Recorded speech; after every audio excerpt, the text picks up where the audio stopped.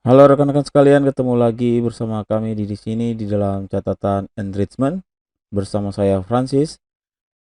Kali ini kami akan coba memberikan informasi mengenai Google Workspace Update. Walaupun sebenarnya belum terlalu lama ya, belum terlalu lama. Ada baiknya saya coba memperkenalkan ini, yaitu sebuah fitur yang bernama Companion Mode in Google Meet. Ini dia rekan-rekan. Ya, atau fitur pendamping ya, mode pendamping di Google Meet. Bagaimana cara menggunakannya? Kita langsung saja. Oke, pertama di sini saya sudah buka ya. Sini saya sudah buka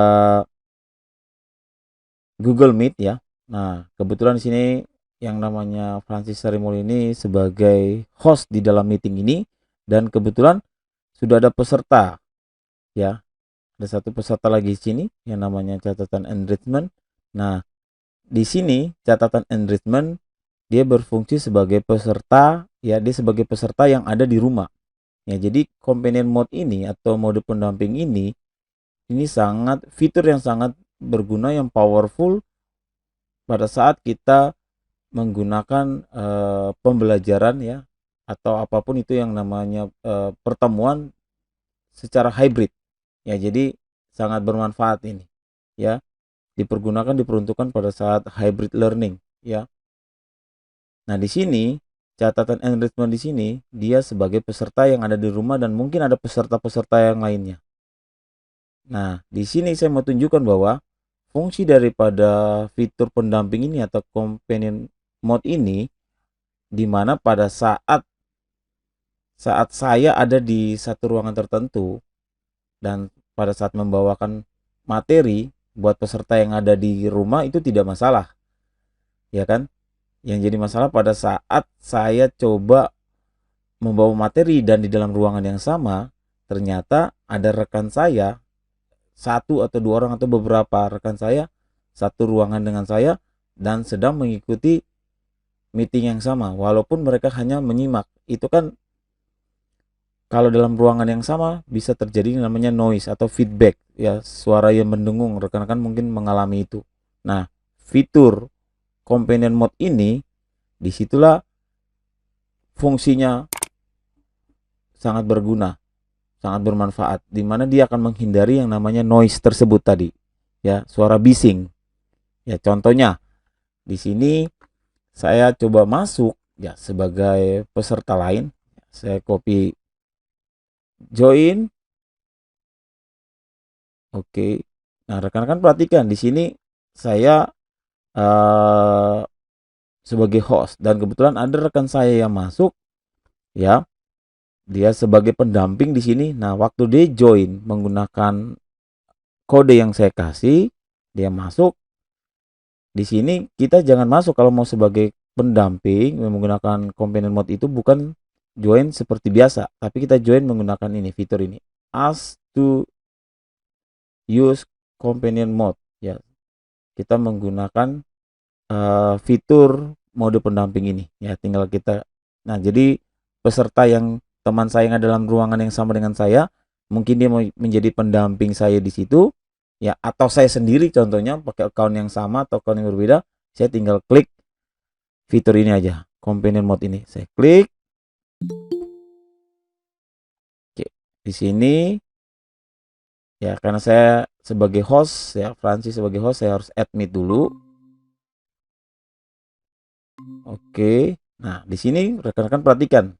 Di dalam meeting ini ya, di dalam meeting di mana Francis sebagai host ini sudah ada peserta yang kebetulan satu ruangan sama saya, mungkin rekan saya ya, yang satu ruangan saya sama saya, dia hanya menyimak atau membantu saya, mendampingi saya di dalam meeting ini atau dalam mengajar gitu sebagai asisten atau apapun. Nah, di sini dilihat sini statusnya sebagai companion mode. Dia menggunakan mode pendamping, kurang lebih seperti gitu rekan-rekan. Di sini terlihat kalau saya host. Nah, bedanya, atau bisa juga saya pakai account yang berbeda, bisa juga saya sebagai pendamping sendiri. Nah, bedanya antara tampilan atau interface Google Meet yang biasa kita pakai dengan companion mode ini adalah kalau di tampilan yang biasa kita pakai Google Meet itu ada speakernya ya, ada mikrofonnya ya, dan ada videonya, kurang lebih seperti gitu. Nah, kalau di companion mode atau fitur pendamping itu, pada saat kita menggunakan fitur ini tidak ada, karena sifatnya hanya menyimak dan tujuannya adalah untuk menghindari yang namanya feedback yang terjadi dalam suatu ruangan yang sama.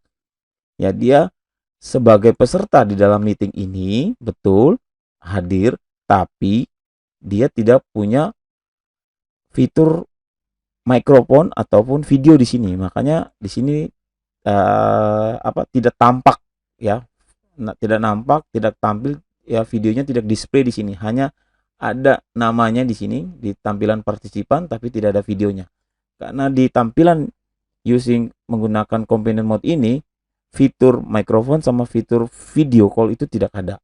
Nah, yang hanya bisa digunakan dalam fitur ini adalah kita bisa menggunakan untuk share screen, chat dengan peserta yang ada di dalam meeting, atau kita bisa menggunakan virtual whiteboard yang ada dalam meeting, dan juga kita bisa mengaktifkan caption. Kurang lebih gitu. Itu fitur itu yang bisa digunakan di dalam companion mode ini. Karena sifatnya hanya sebagai pendamping, kurang lebih seperti itu rekan-rekan. Menyimak ya, untuk menghindari feedback. Walaupun sekali lagi saya bilang, di tampilan meeting yang sebenarnya namanya ada, tapi dia tidak terlihat, display videonya itu tidak terlihat di sini. Jadi tidak ada feedback. Karena rekan-rekan perhatikan di sini juga. Kalau yang biasa itu kan ada mikrofon, ya. Di sini nggak ada nih. Di fitur companion mode yang menggunakan fitur ini tidak ada mikrofon sini. Ini dia yang saya bilang tidak ada. Oke rekan-rekan ya. Nah, itu fungsi yang pertama dari fitur terbaru dari Google Meet ini, yaitu companion mode atau mode pendamping ini. Yang kedua adalah, fungsi yang kedua adalah sebagai layar kedua ya, second screen, apabila ingin menyampaikan materi. Itu dia. Nah, jadi kan tadi kan di sini dibilang hal-hal yang bisa digunakan ya di dalam companion mode ini, yaitu things you can do with your second screen. Jadi sebagai layar kedua ya, untuk menyampaikan suatu materi.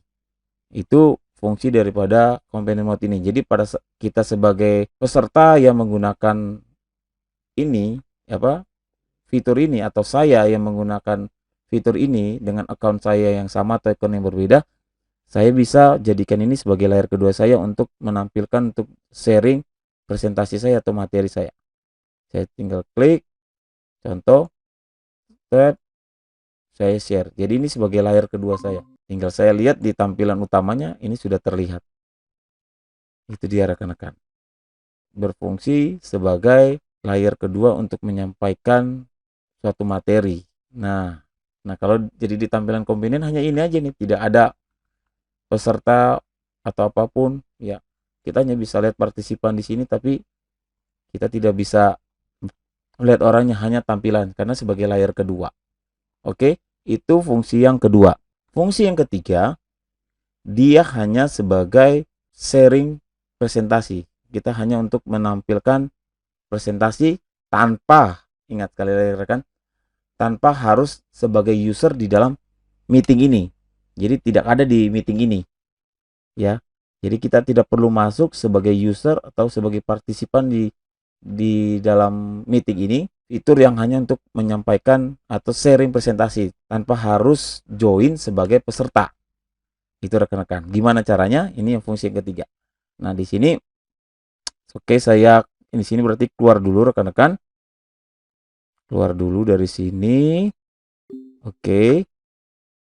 Nah, di sini kan udah keluar nih rekan-rekan. Nah, caranya adalah rekan-rekan, ya ini dia. Saya masuk ke blognya Google.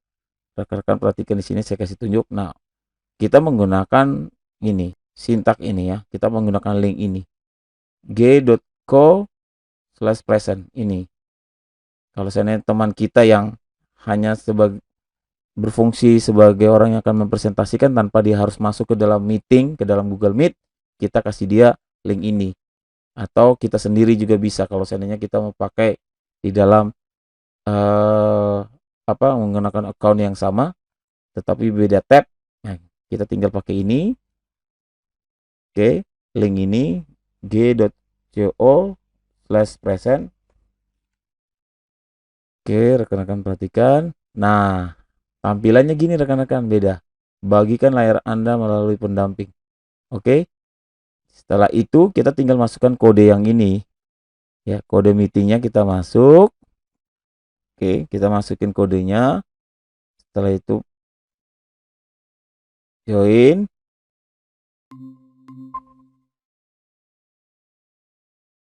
Oke. Nah, setelah itu kita tinggal disuruh untuk share materi mau disampaikan. Contohnya ini, kita share ya. Contohnya ini saya pilih untuk ditampilkan. Nah, itu dia rekan-rekan. Oke, rekan-rekan sekalian, mungkin itu saja yang bisa saya bagikan untuk kali ini. Sampai berjumpa kembali di video tutorial berikutnya. Terima kasih yang sudah menyimak, dan jangan lupa silakan share video ini kalau rekan-rekan merasa bermanfaat untuk rekan-rekan. Silakan sharing video ini ke media sosial rekan-rekan sekalian, dan sampai berjumpa kembali dalam catatan enrichment berikutnya bersama saya, Francis.